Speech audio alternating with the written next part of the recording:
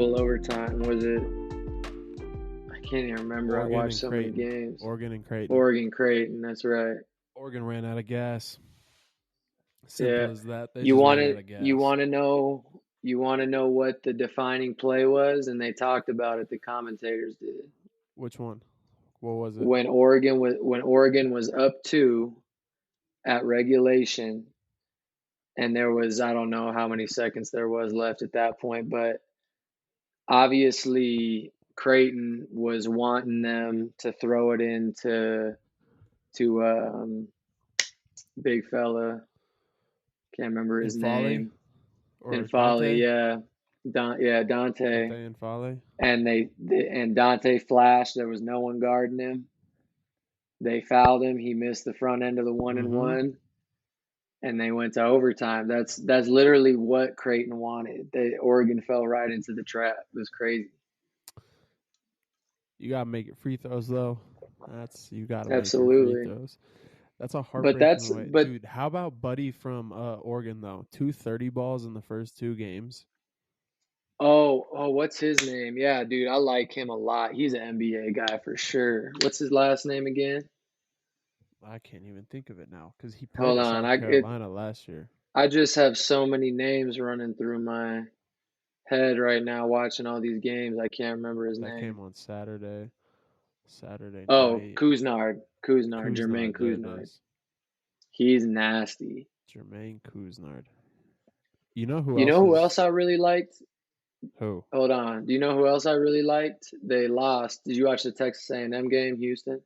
Yes, I sure did. That the dude that was coming off the bench for Texas A&M, but now he's in the starting lineup. Now I can't remember his name either.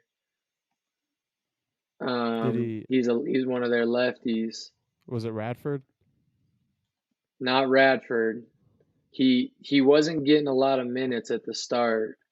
Where is his dude? Hold on. Manny Obaseki. Oh my gosh, he Oh, was nasty. dude, the game of the tournament that had the worst ending, in my opinion, was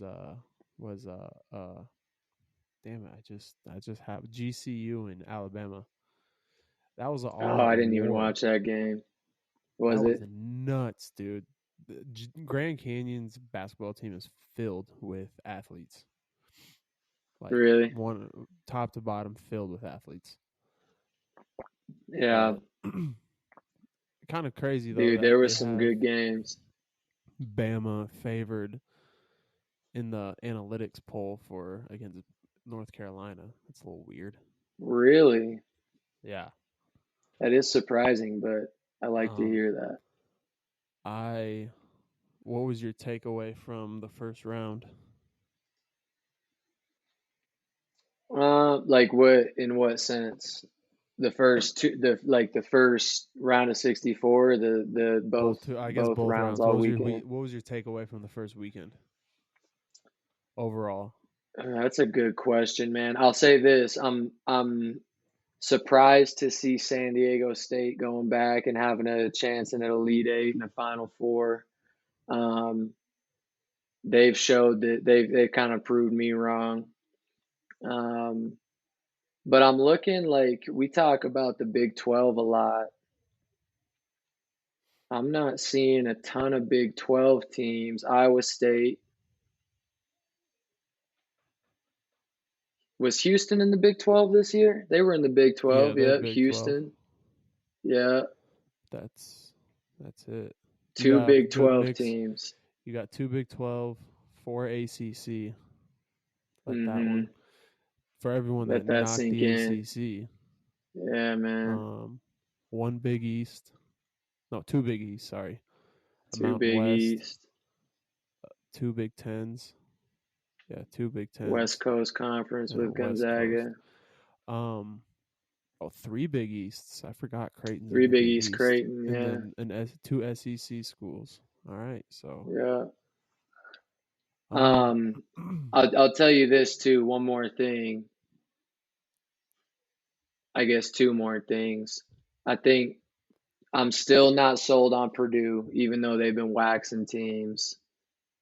I'm still not super sold on them. I think Gonzaga is going to give them their first like big time test. Um, and then Houston, I think if Houston wasn't so beat up right now, like they're so injured, I would like them to win it to challenge UConn for a Mhm. championship. But with how shorthanded they are, I don't know if they can get it done. Yeah, I agree. Even though Jamal Shed's a dog. My takeaway from this from the first round was UConn, Purdue, North Carolina are really good. Um, Duke put an ass whooping on James Madison, and that kind of surprised me. Uh, that surprised Clemson me took too. care. Clemson surprised me taking care of business, both against Baylor, at least. Hmm.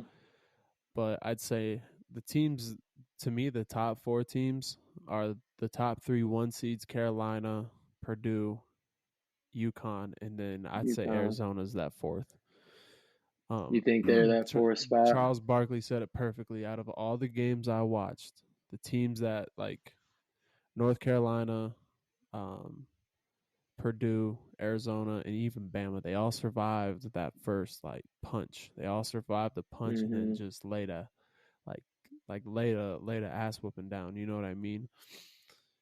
And like Hmm. that first 5 minutes of the Carolina game or first 8 minutes of the Carolina game had me scared. I was Stressing. I was stressing, but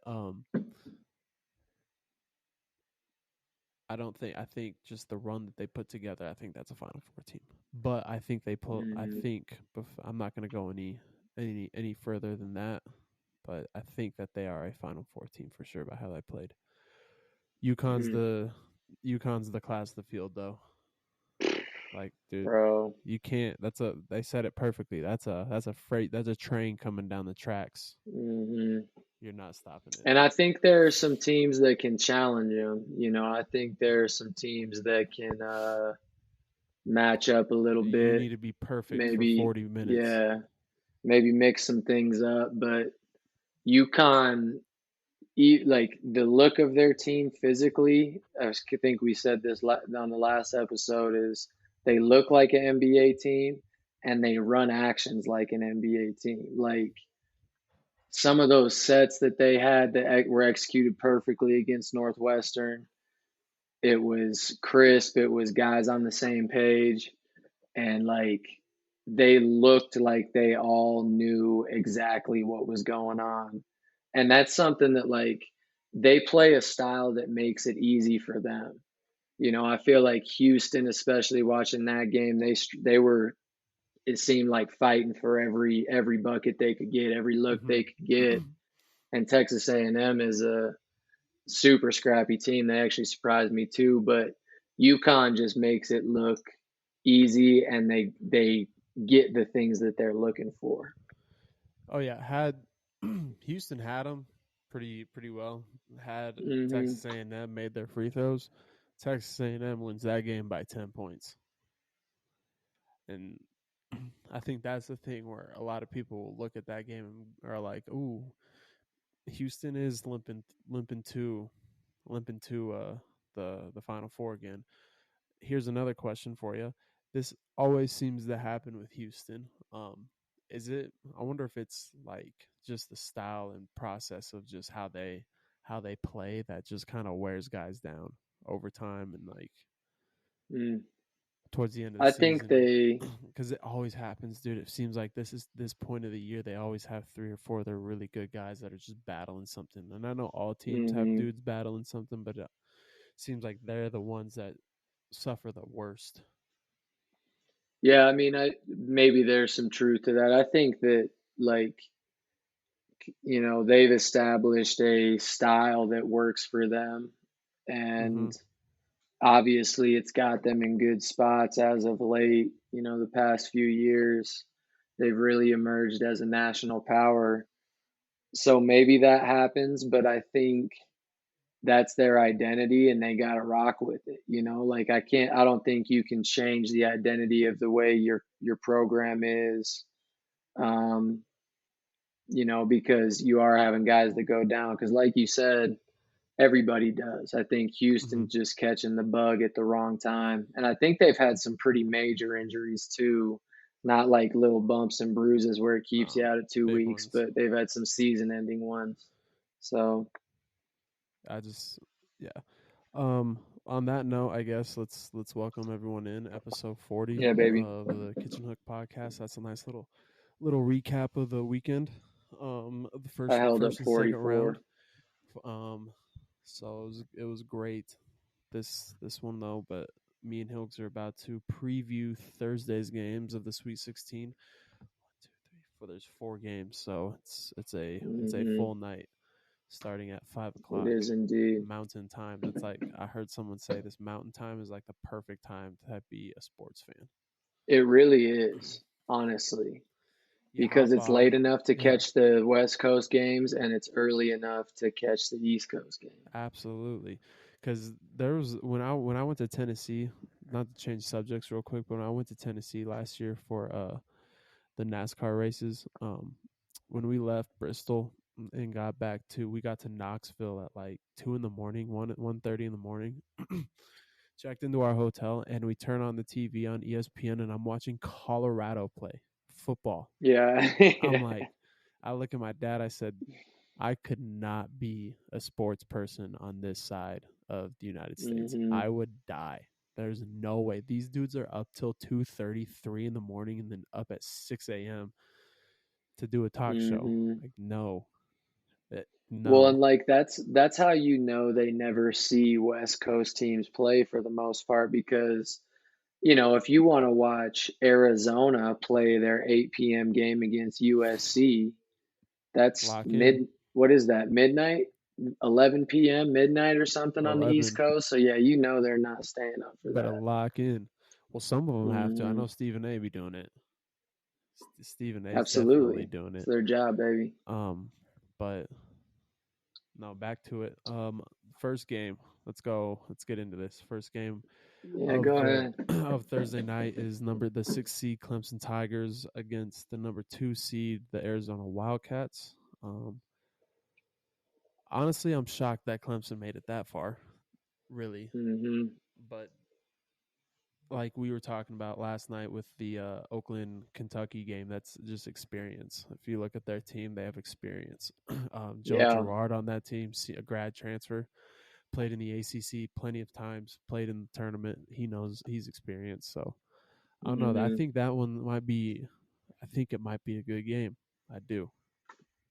I do too. I think a lot of these games um, are going to be some dogfights. There might be a couple that end up, being um, a little bit more blowout type games, but Mm-hmm. that's one that I see is going to be an absolute dogfight. Like you said, or like we were talking about, which teams are in this Sweet 16. What did we say? Six of them are ACC teams, four of them ACC teams. How 4. many? Four? Four ACC teams. That shows that kind of 1 through 6 or 7 is going to be a tough game. The thing I Mm-hmm. liked about Clemson is, and I can't think of who Arizona's bigs are off the top of my Omar head, Ballo. but oh yeah, he's a monster. But Clemson has some solid bigs. Mm-hmm.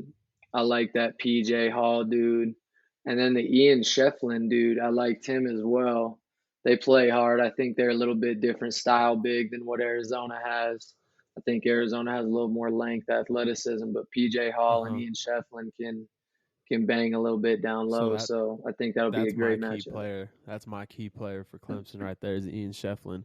Because Yeah, anytime he's getting to the bucket or getting rebound, he's a scrappy player. He's like your scrappy he is. 4 guy. Can't really not vertically inclined. Can't really get off the Hmm. ground, but he's going to use his body, throw his body around. He 9 points, 9 points, 9 rebounds guy. So to Hmm. me, he's big. But and then they beat New Mexico and Baylor, and then Arizona beat Long Beach State and Dayton. But I think Arizona's the better team. Caleb Love Yeah. or Ma Ballo, but Keyshawn Johnson, that's who my key player is for them. he's to me He's that big wing, he's an man. active big that can stretch the floor very well. And if he scores 12, 14 points, gets 8 rebounds like he normally gets, I mean they're winning that game. But Yeah, again, it's it's just tough because once you're in the Sweet 16, it's not an easy game after that.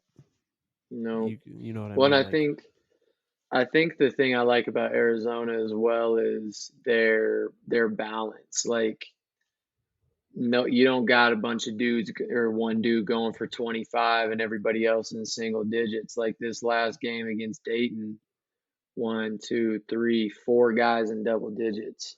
mm-hmm. And And Balo was right there at 8. Pele Larson's pretty good too, I think. Hmm. Um, I would love to see North Carolina to go try and get PJ Hall as a grad transfer. That would be awesome. That's tampering, man. You can't say It's not tampering as a fan. Look at this. that. Look at that. Oh, Kitty. What's that cat's name Look again? at that. This is Socks, everybody. Say Socks. what's up What's to the up, people, Socks? Socks. Okay, bye, That's Socks. our guest today. That's the guest of the day. The second game of the night. So, oh wait, hold up. Sorry, we both got Arizona in that game. I got Arizona. Yeah, I'm Okay, going with Arizona that game. that's what I thought. Where's my pen? Thought I had a pen down here. I do have a pen down there. Got to mark that down. Um, Second game. Oh my God! Sorry, I'm watching the Iowa Hawkeyes women's team in West Virginia. It has it tied up with 5 minutes left. Ooh. Ooh.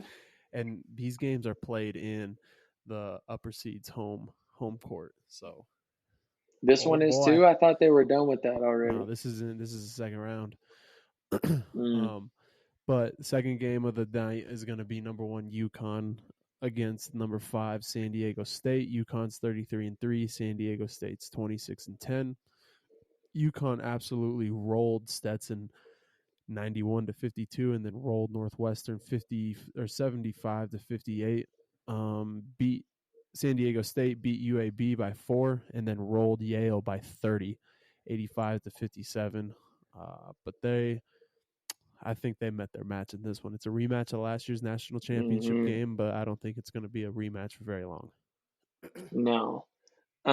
Real quick sidebar. What do you remember the final score of that championship game last year? I think it was like 72-55 or something like that. Let's look real quick. It But was just while I'm doing this, um, I think that's 74-57. I 74-57. don't So know. I'm UConn guessing UConn got okay. because I know you're looking up. 76-59. Damn it. Oh, that was close. Great guess for one, but two, I think it's going to be similar to that, if not worse. Um, to be honest with you, I think as good as UConn was last year, I think they're even better this year, just from what I've seen. Maybe they haven't in their first, I think obviously for their first two round games, they weren't tested too much. Um, but I don't think this is going to be their first test, to be honest with you. I think UConn's going to roll in that one. Oh, Bro, absolutely. did you watch their game against Northwestern? Yeah. It wasn't close.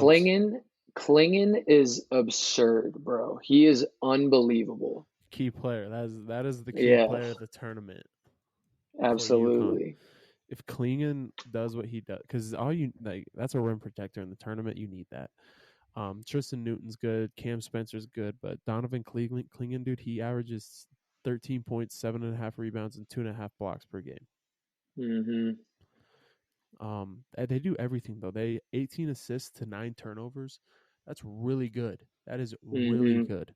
Tristan Newton has 6 assists to 2 turnovers. That's really good too. But the thing that I think, the reason why I know that San Diego State doesn't have a chance in, Jaden Ledee averages 21.5 points per game. That's their best player.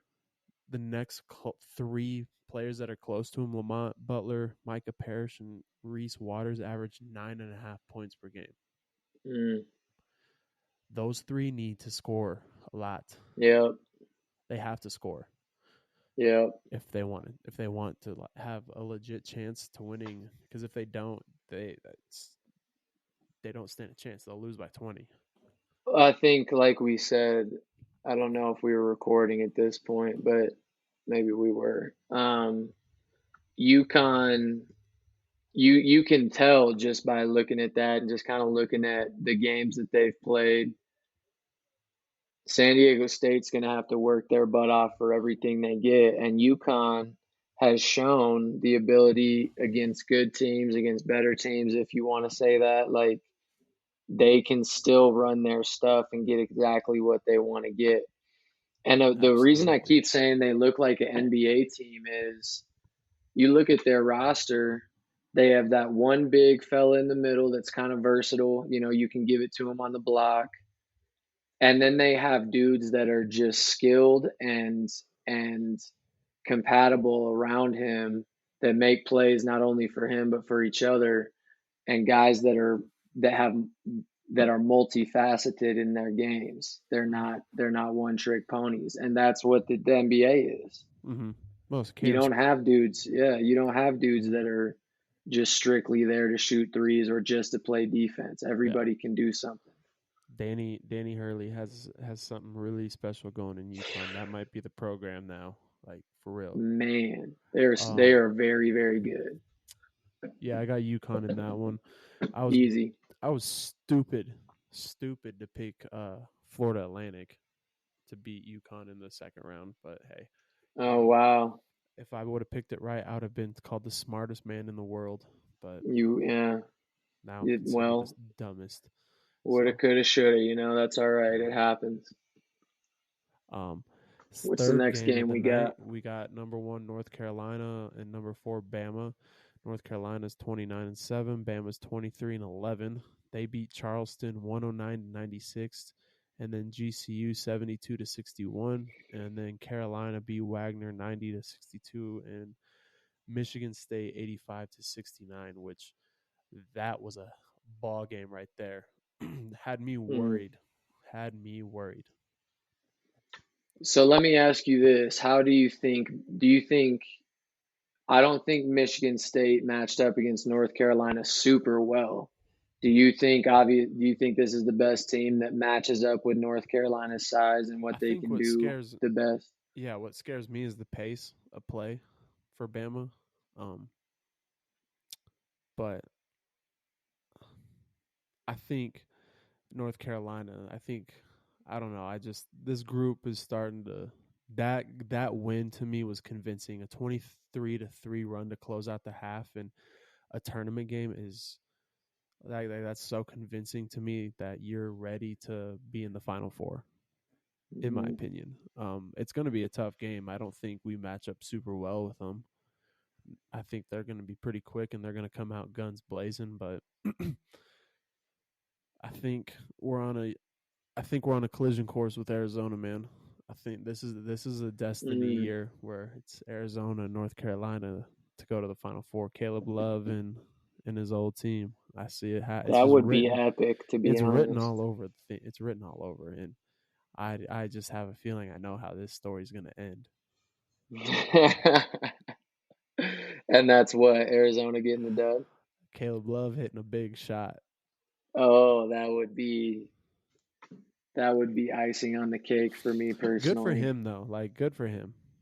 You know, Hmm. if it happened, good for him. Because at the end of the day, yeah, I trashed him for a while, but he did knock off Duke and he sent Coach K into retirement twice. Two wins. So he is, in my opinion, one of the greatest Tar Heels to ever touch that floor. He hit the All biggest right. he hit the second biggest shot in Final Four history for North Carolina. Number one's Michael Jordan. Number two's Caleb Love. Mm. Number three's Marcus Page. Marcus Page before they got beat by Villanova. Is that what you're talking That about? was heartbreak. Yeah, I know it was. I was with you. Um, I experienced that but heartbreak with you, but I was not heartbroken. you know what is nice is that was one of three national championship games that we have been to in the last 10 years to your one since you've been there. Mm. Um, Have you won any of I those? know. Yes, we did win. We did win one of those. beat Duke to get to one of them as well. So I mean, it's just been a Mm, great 10 years for mm. Carolina fans. I don't 10 know years about of coming Duke. so close, but I don't know not about getting there. Duke. Anyways, I got Anyways, North Carolina winning this one though. I I'm think I'm they're too taking deep. Bama. We talked about this before. I'm taking Bama My because I keys just though. can't stomach letting North Carolina get past this round. My key is Elliot Cadeau. If he plays well, if he can make some shots, if Cormac Ryan can make some shots, they'll be fine. Because I'm not worried about R.J. Davis or Armando Bacot or Harrison Ingram at all. I think those Yeah, guys. I think those guys are the matchup problems, in my opinion, for any team because Ingram and Bacot are two big guys that play so well off each other. mhm. Well, and I feel like Cadeau in particular has kind of been the X factor for them on whether they're playing well or Mm-hmm. not. Like I feel like typically um, RJ Davis was getting to the money, Ingram was doing his thing, and obviously Baycot's been doing that. But when Cadeau was playing well and facilitating and doing what he's supposed to be doing as a point guard, I think that's when North Carolina looks like a championship team. Yeah. Um, no, this is gonna be a tough game. Any game in the tournament's a tough game. I don't care who you play. Like nowadays, the way basketball is, the way the level the level of the game has just gotten better. It's harder to win. Mm, Especially, I mean, across the line, every team knows. All right, I got one chance. This is like we have a true opportunity to win this game, and we can win this game. If you have that belief, you'll be hmm fine. Um, I tell you what, man, the more I'm looking at this Sweet 16, there's really only one game that I feel like is going to be a blowout, and that's UConn San Diego State. I think all the other games are going to be great games. yeah. The last one of that night is number 3 Illinois, Big Ten champs, 28-8 against the 2 seed Iowa State, who are the Big 12 champs at 29-9. Surprising. They beat South Dakota State and Washington State, and then Illinois beat Moorhead and Duke. So I think that's going to be a close game. I think Illinois might win that one though. I think Illinois is rolling in a good way right now. Terrence Shannon's balling, Hmm. dude. He's so good. That's interesting. I got Iowa State on that one, and I'm just saying that because I watched them in the Big 12 title game against Houston, and they looked just as good, if not better, than Houston in that particular game defensively. But they Mm-hmm. also just looked more versatile on the offensive end than I thought Houston did. And that's not to take anything away from Houston. I think that's Iowa State putting guys in good spots. So I like Iowa State in that one. Iowa State's defense is so good. Like Hmm. the Big 12 is not like Big 12's good. I don't know. I've never seen Iowa State in this position. We haven't seen Yeah. Illinois in this position since they're in the national championship game again in 2005. But Yeah.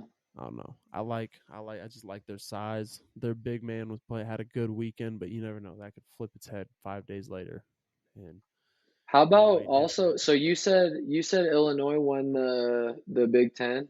Did they win Yeah. the regular season or did they win No, the conference championship? just the conference championship because Okay. Wisconsin beat Purdue in the conference championship. Gotcha. Or Yeah, the what do you mean for regular season? tournament. Gotcha. Okay. Yeah. So, what was I gonna say? The only one seed that won their conference tournament was UConn. Oh, Shocking. wow. Yeah. That is North shocking. Carolina lost. North Carolina lost in the championship. Purdue lost in the semifinals, and then Houston lost in the championship. Houston, yeah. hmm So no, I think I'm gonna give one, my player. So you said your player on Illinois was who? Terrence Shannon Jr. Yeah, I like him too. The one I like for Iowa State, and I think is kind of their X factor, like we were talking about with Cadeau a little bit, is that Momchilovic guy. Yeah, He's like their four, kind of five-ish. I don't really know what he is position-wise, a but lot. So he's versatile. yeah, I didn't. My key player for Illinois is that Domask guy. Is Mm, Domask he had yeah, a triple double in the first game, dude. If you can do if you can score, he can score, rebound, assist. They'll be fine. yeah. I think this is a great matchup just from top to bottom, like player wise. I feel like these teams really match up well. Mm-hmm. No, 100% they do. I'm more. I'm yeah. I think I'm excited about the next games, the Friday games too, to pick those. But we don't get to do that yet. We'll do that on the next episode. Um, Mm. spoiled fans, they get 2 episodes in a week. Oh man, we're really back in this thing. We stopped for a long time, but we're really doing it again. It's called life and being busy. It is. Dude, I got beat so bad on Saturday in the first game or the first game of the day that Hmm. like you ever get beat so bad you can't do anything, and then when the other team is just being cocky assholes the whole time, it just pisses you off even more. I mean, of course, we've all been there. Like they're just, Just a respect the team's just game. rubbing it in your face. Respect the game. That's all I ask. I A feel good like speaking of this, do you have a 5-minute rant that you would like to go on this week, or is this it? um Because I don't have a you topic know, for you. I just wanted to see if you had anything. you don't have anything? You sure you don't have I nothing? don't. I don't have, not that I can think of right now. I didn't come prepared for that. I kind of forgot about it, but um, we can open that up in the next Here's my episode as 5 minute. well. Here's my quick little rant. My little rant Okay. is so last night Stanford's player, one of Stanford's women's players, yo, the FU to the ref Oh, I after saw she that. fouled out, Cameron right? Brink. All right. Okay. So I seen tweets all today saying, "Oh, it's great for the game. It's great for women's basketball. Yada yada yada." I will highly disagree with that. Any day of the week is bad for. To me, is bad for the growth of the sport because younger kids see that and then they're gonna be like, "Oh, if she did it, it's okay if I do it." And then it's just Mm, it's well, how do kids what do kids do, how do kids dress, how do kids play nowadays? They see how based off the people they see on TV, right? So to mm. me it's just like I'm gonna defend Angel Reese here. Everyone slams her for every little thing she does, but Cameron Brink does this and everyone's like, "Oh no, it's okay." Like, no, it's not okay. If you're going to be I saw the perfect tweet today. Greatness is held at a higher standard. And if you are great in your sport, you have to be held at a higher standard. So that deserves the greats to be criticized for when they make a mistake, which in that situation is perfectly okay to be criticized for making that mistake because I just don't see it being okay to you cannot look at an official and just be like f you, like that's wrong. You No, cannot certainly do that. not. Like she's lucky she didn't even get teed up right there. For real, she's lucky that she didn't get Well, I know what teched you're up talking and about, and I don't think the ref even caught it. uh-huh. I think it missed him. But the thing for me, like the two sides of the coin of like, some people getting hate for things they do and some people not. I certainly see that. The thing is like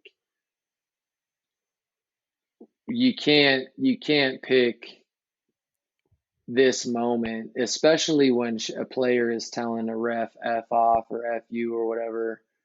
You can't pick that moment to Uh-huh. like defend somebody. Like that's just the wrong moment to do that. and and before any one of you guys, if you listen to this, say, "Oh well, you would defend it if a male did it." No, we're not doing that. No, because that's I would never defend that either. Like when Draymond Green does it in the NBA, I think that stuff's annoying as hell. Yeah, I love the guy for other things that he does that some people may not like, but when he goes at officials, like when anyone goes at officials, I hate that. Like I hate that so much because that's just Mm. disrespecting someone, something that's a part of the game. So And when you're a coach, let me ask you this: when you're a coach and the officiating is, for lack of a better term, dog shit, yeah, what do you do? I think you can call it how it is, but I'll never like there's an extent. Like you still approach that person like you're frustrated with them in the moment. Yeah, you're super frustrated, but I'm never gonna be the guy that's screaming profanities at an official or something like Hmm. that. Like the worst I'll say is, "Come on, be better." Like you got to be better than that. Like you know what I mean? That's about as the Yeah, no, extent I I'll feel go. that. Because I think one, it's I've really learned that you like your players see that, so they'll react off of you 100%. And yeah, and I think when you're a coach, like that's kind of your job a little bit is mhm, to fight for your team if you feel like you're getting gypped on calls or whatever it might be. So I think that's kind of more in your job description if you want to put it that way and not so much the players. But certainly not condoning saying F you to a ref. That's not ideal. and and let me piggyback off your question there because this just dawned on this just jumped onto my head. You always tell players don't talk to the officials, right? Like just next play, move on, all that, right? I will talk to the Hmm. officials. So I think it's a two-headed stone, but it's also different at the same time. Like it's the same, but it's not. Because Hmm. it's my job to talk to the officials, to work with them. Because officials will listen to the coach. Hmm. Officials won't listen to the assistants, and officials will not listen to the play. Like, okay, they'll listen to the captains, but they're not going to listen to really anyone else outside of that. Hmm. They're not going to stand up for it. So, I think it's a little bit different from the coach's standpoint. Now, you can go cross the line for sure, but I'm going to bring up one other instance. Did you see Miss Caitlin Clark just in that at halftime in that official's face, yeah, like yeah, yelling at her or him? I I'm think so it was a tired. guy. So I'm But like yeah. this is the thing. I feel like it's gotten to a point, and I don't mean to take this down the road of like um entitlement or whatever, but like Caitlin Clark, you see her in those State Farm commercials. You see Cameron Brink in the New Uh huh. Balance commercials. They're We see them making all. some M's off that, you know what I mean? So I wonder if it's almost like I make more money than you and like I'm almost Yeah. higher status than you then so I can talk to you this way because I can tell you this just and I don't know what was said with Caitlin Clark and that official. But if a player is in my face like that, like being all animated and yelling in my face like that, they're getting teed up. I can Oh, assure you that if 100%. I'm the ref. And I It was could just be. surprised she didn't catch a tee on that one. Are you though? Are you surprised? But that's my point. That's my point. Like, is it to the point where maybe refs are being told like, hey, if at Think the all NBA. costs, don't tee up. Yeah, like LeBron, don't tee up Caitlin Clark, don't tee up whoever it is, whoever Think you, yeah, because whatever like star-studded name you want to throw in there. 100%. Like think of like dude, she barking at coaches right now on the other team. What is she doing? I had this conversation with my dad today, like, and this goes for all players because I saw it with her in the last game, like how she was showing a lot of frustration and then like easily frustrated to the officials and all that stuff. And then today, same kind of thing happened early in the game, first 4 minutes. West Virginia got under her skin a little bit. She looks frustrated and then like just showing her emotions. And I'm just like, as an opposing coach, I'm seeing that and I'm sicking the dogs on you at 100. I'm doing Hmm. everything like, hey, and I don't care if you pick up a cheap one, piss her off a little bit, tug her jersey a little bit, bump her off a little bit, be that person. She's gonna get going at some point. You can't slow her down, but Yeah. can I maybe get her frustrated Try and play the enough mind to game a little bit. can I get her frustrated enough to stay in the game at least? You know what I mean? To cause Hmm. little turnovers or little mistakes here and there and whatnot. So it's 100% a mental game as it is like physical as well. It is indeed. But it goes for everyone too. Like I see it in the men's game all the time. I see players getting frustrated that they don't get a foul, and then the next time down, it's like they go force something up, and it's like, what are you doing? You know, it Mm. happened in the Grand Canyon game. The Grant Foster guy got frustrated about not getting a foul call, got a steal, and then he drives in on 3, 4 people again, and it's like, dude, what does that accomplish you? Hmm. Just move on. You're not. It's okay. The officials maybe didn't get you that one. It happens. Think of the guy Compounding from mistakes, man. That's what that think is. how the guy from Sanford feels. you know? That block the shot. Yeah. That Mhm. guy. Yeah, think how he feels. Like worst foul of the tournament and he couldn't do anything about it. you know. Oh man, that was, and that's one of those instances where it's like, come on, ref, you can't take that game into your own hands. You got to let that play out, especially how clean it was, man. I don't remember if we talked about this last time. Do you expand the tournament? You brought it up, expanding to 72 teams, I think it was. Someone brought that up. I don't know if I was a fan of it. I wasn't necessarily a fan of it. Here's my only thing about the first four Dude, games is it I think you were the one that brought it up. I brought it up, but I wasn't. I don't think I was a fan of it because I do Um, remember that up. But we'll have to my check the whole tape. check the tape. Um, my whole thing on it is if they're gonna keep it at 68, fine, cool, great, but make the first four the 16 seeds at least. Stop making a Oh, 10 seed and those are the someone else playing have game. to I play in. agree. I'm with that Make it the 100%. 16 seed, which I mean, yeah, it's okay, cool. I don't agree that a 10 seed has to play in. You've earned your right if you're a 10 seed.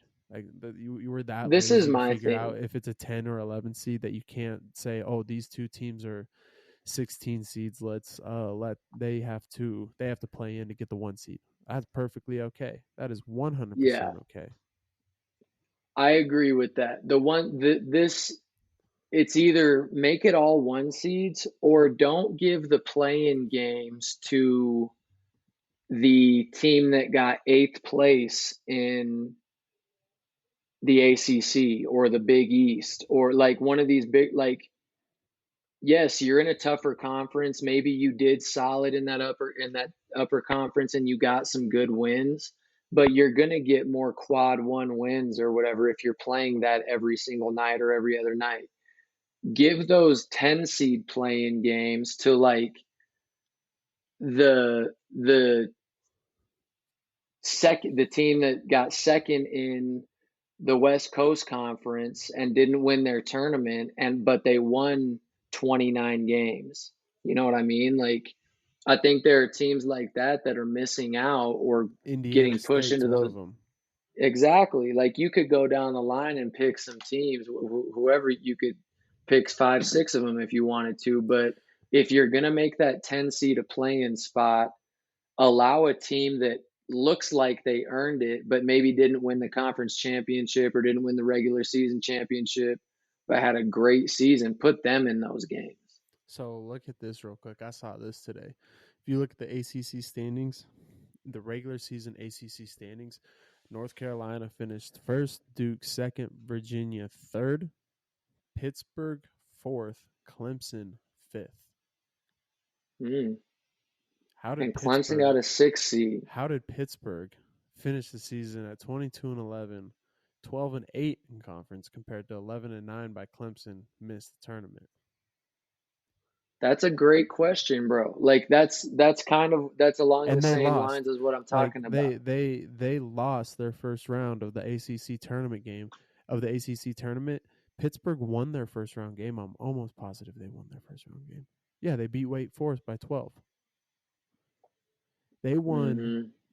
Holy hell!